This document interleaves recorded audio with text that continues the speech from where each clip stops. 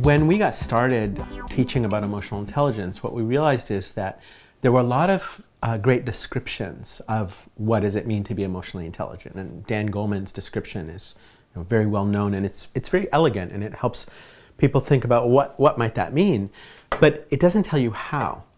And so we started looking at the process. What would the steps be? And we realized that people needed something very straightforward. And so we identified some competencies, and then we identified an action process, a process framework. And we put it into a circle so that you keep going around and around and around. It starts with know yourself, which is about being self-aware and noticing what's happening in you. And then the second phase is choose yourself, which is about being more intentional. It's about managing yourself and saying, what do I want to be doing right now? And then the third part is about the long term. What do I want to be doing in my life? And we call that give yourself. And in business terms, that's about vision and values. It also includes empathy and connecting with others. So as you go around and around that process, you're more aware, you're more intentional, you're more purposeful. You're more aware, you're more intentional, you're more purposeful. So we talk about it as 1, 2, 3 KCG. Know, choose, give. You're walking into, you're sitting down, you're talking to somebody, you're in a meeting, you're on the phone, you're dealing with some challenge, and you want to bring your emotional intelligence to the fore.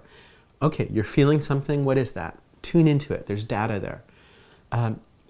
Choose, be intentional.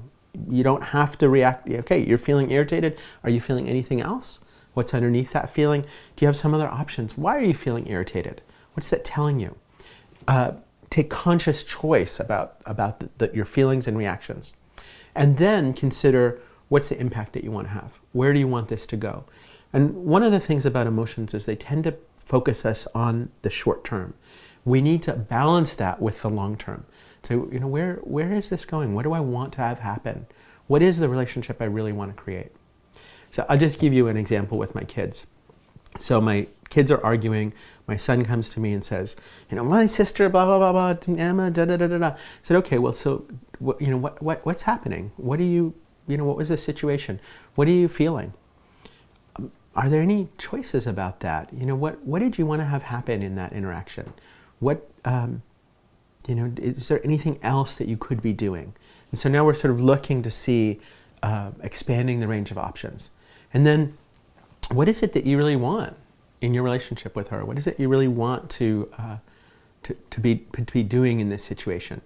How do you want this to be resolved in the future?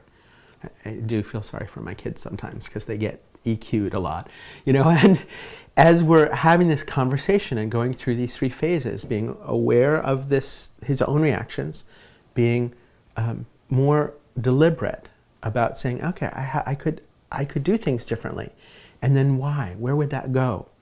As we go around and around the cycle, what happens is you get better and better at each phase. Now, underneath that, there's some specific learnable, measurable competencies that will help you do these 3 steps. But the 3 steps, that is the model. And what I want you to experiment with is this 1, 2, 3 KCG. What am I feeling? What options do I have? What do I really want? And as you go around and around that cycle, you'll bring your emotional intelligence into the situation. You have it. It's not, you can develop it more, but you already have this capacity. The question is bringing it to the game.